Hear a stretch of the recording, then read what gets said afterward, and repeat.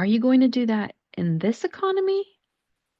Welcome back to the Learn English podcast, the podcast teaching English in context so you can learn naturally. On today's episode, I want to talk about some particular words and phrases that you will hear when people are talking about a recession. A recession is when the economy shrinks, when things are not going very well financially, the economic circumstances of the country are not going very well. People might not be able to find jobs. People aren't making a lot of money or spending a lot of money. And that's what I want to talk about today because there has been a lot of talk in the news about the chances of a recession here in the United States and in the world this year or next year. There are certain terms that you will hear when people are talking about a recession. And so I want to go over those today so you'll understand what they mean when you hear them. So if you're interested in learning about these particular terms and improving your English vocabulary, then follow along because we're about to begin.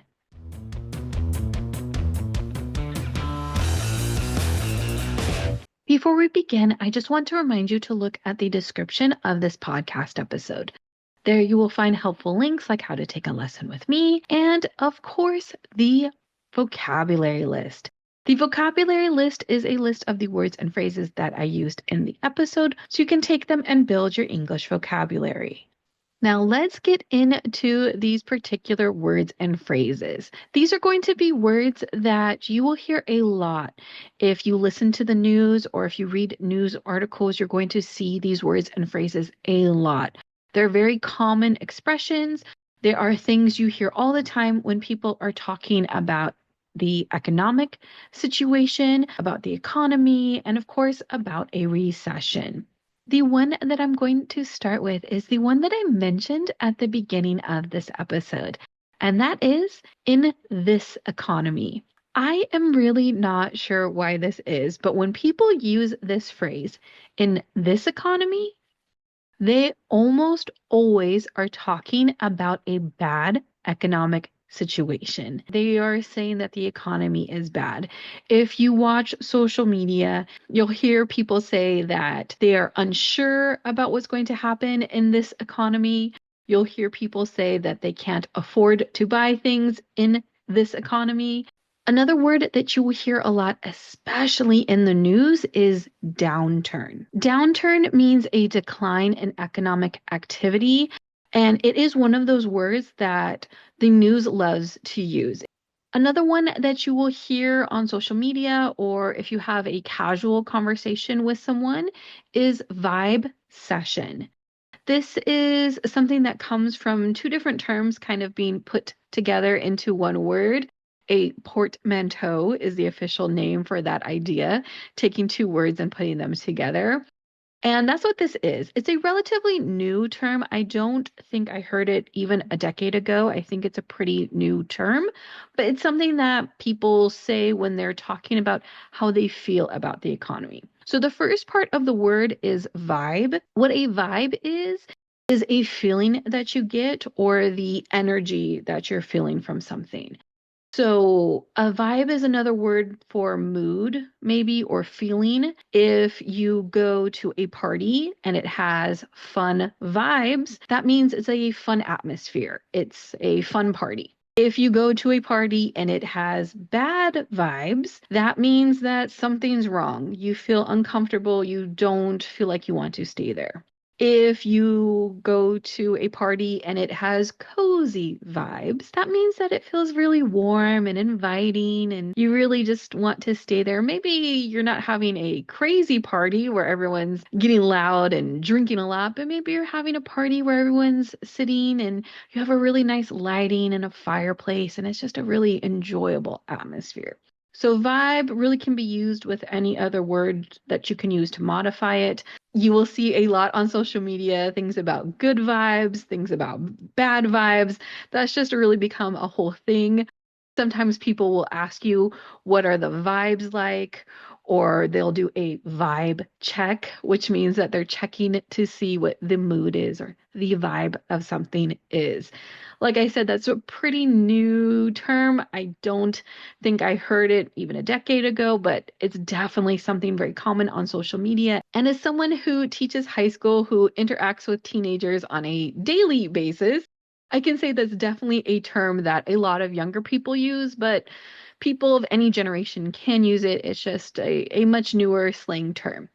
Now, the second part of Vibesession has to do with a recession. So they're taking the re part out and putting in vibe and then keeping the session part. So it becomes Vibesession. The Vibesession isn't a real recession. It is when people are feeling like we're in a recession, but a recession actually has a definition. It is 2 quarters of decreasing economic growth. A quarter is 3 months, so that means you have to have this condition for 6 months in a row. Now, people might not be in a actual recession, but they might feel like they're in a recession. This has been the case in the United States, and I'm going to assume in a lot of parts around the world. Even just last year, the United States had the strongest economy in the world. It had record low unemployment. And so that was a really good thing. People had jobs, people were able to make money. It seemed like a really good economy on paper. So on paper means when you're looking at something like in a textbook or reading something. So if you see all of these statistics, you would say, wow, the US has the strongest economy in the world. That's really great. But there were a lot of articles about vibe sessions. When the news would survey people, when they would ask people how they felt about the economy, a lot of people would say that they thought the United States was in a recession, even though we were in the opposite of a recession. Even though we had really great economic growth, people didn't feel that way. And so you saw this in the news. People would talk about a vibe session, meaning that people felt like we were in a recession even though we weren't. And that term is really being used a lot now. We are not officially in a recession. Like I said, that would take 6 months, and we're not at that point yet. But you will see news articles, you'll see it on social media that people are feeling like they are in a vibe session. We talked about unemployment. That is a way to describe the amount of people who are not currently working, who currently don't have a job. Another word that's tied to that is layoffs. Layoffs occur when a company is trying to decrease the amount of employees that they have. That usually occurs when the company is not doing well or the company is trying to save money. You will hear that companies are going through rounds of layoffs. It's usually private companies, but in recent times, there have been cuts to the federal government. Usually, federal employees don't get laid off, but that definitely has been occurring recently because of how this current administration is being run. Now, layoff is different from getting fired.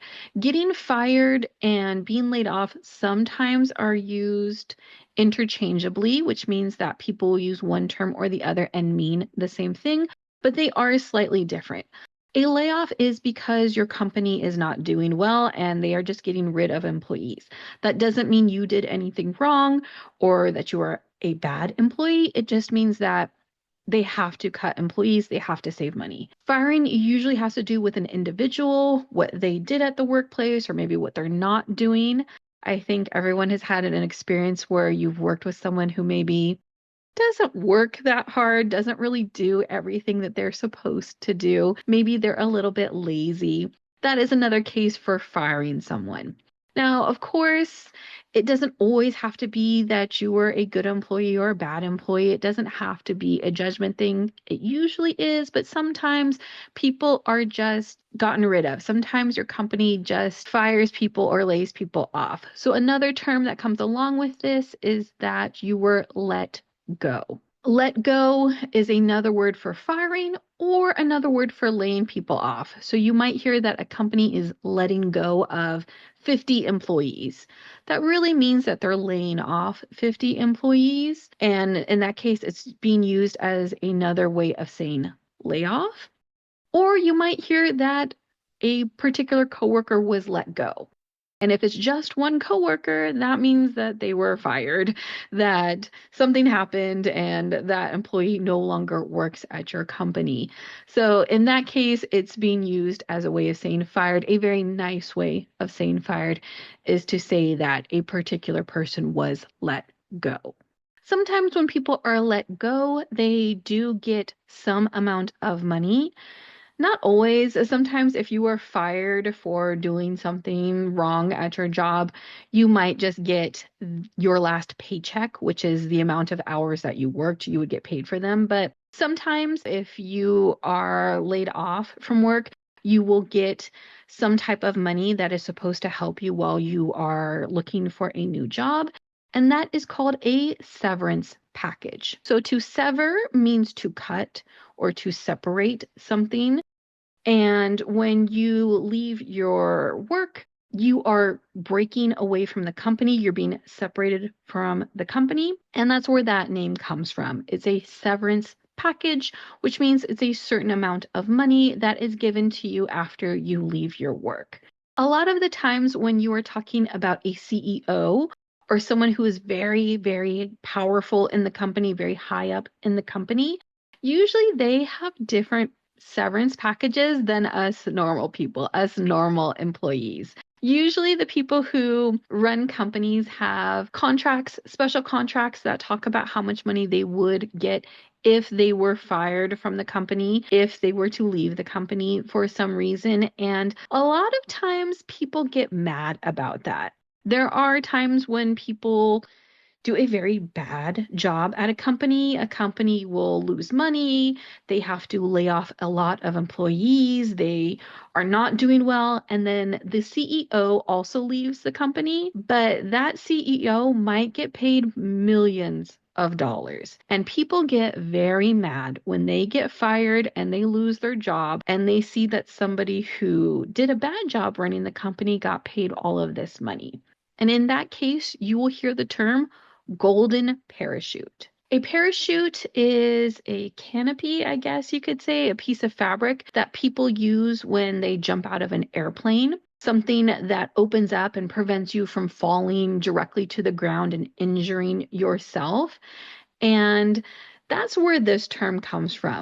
So even though the CEO might have done a really bad job with the company, and maybe they get fired because of how bad they did, they don't just fall and hit the ground and get injured, right? They have a parachute that's going to slow their fall and keep them safe. And that golden part refers to how much money they're making. Gold, of course, is very valuable. So you get this term golden parachute.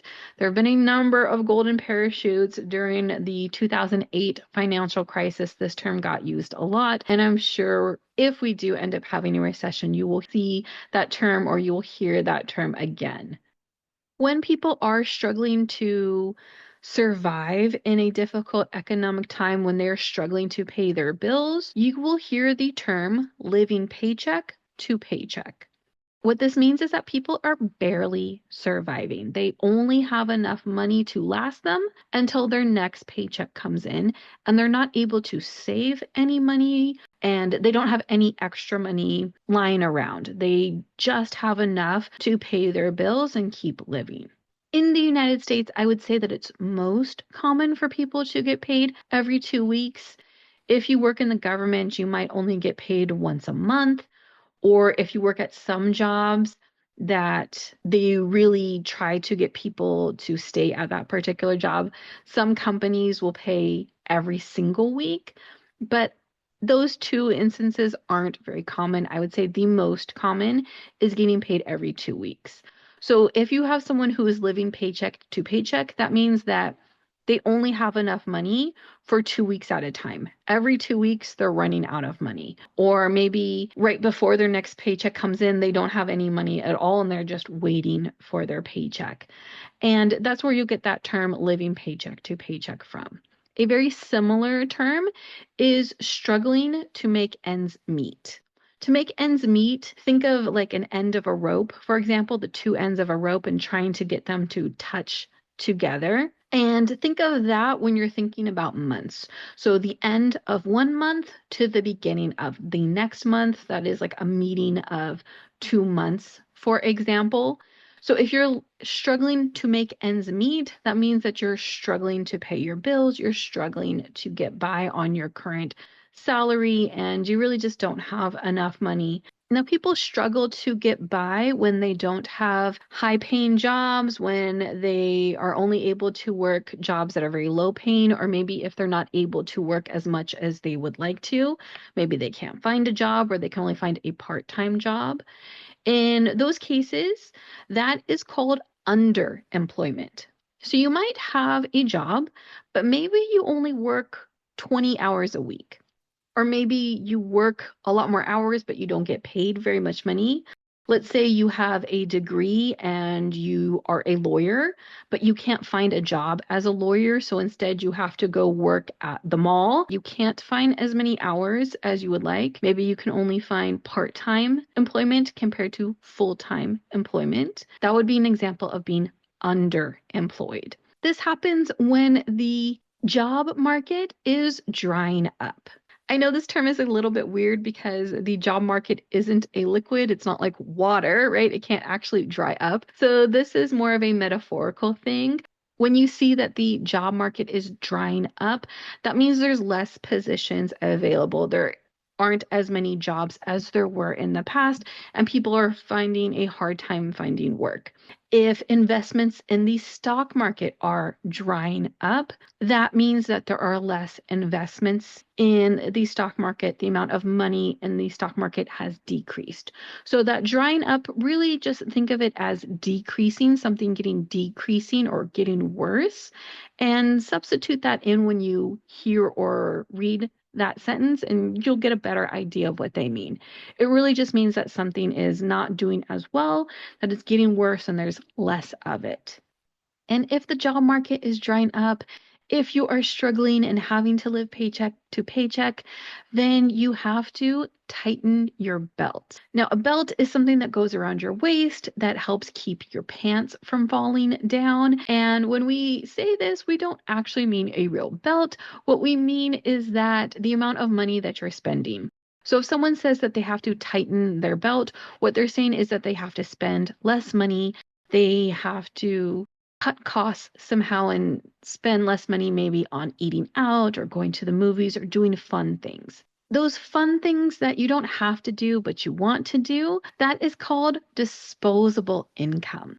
To dispose of something is to throw it away, and that's kind of what we're talking about here. This is money that you don't need to pay other bills. It's money that you could just throw away on fun things, right?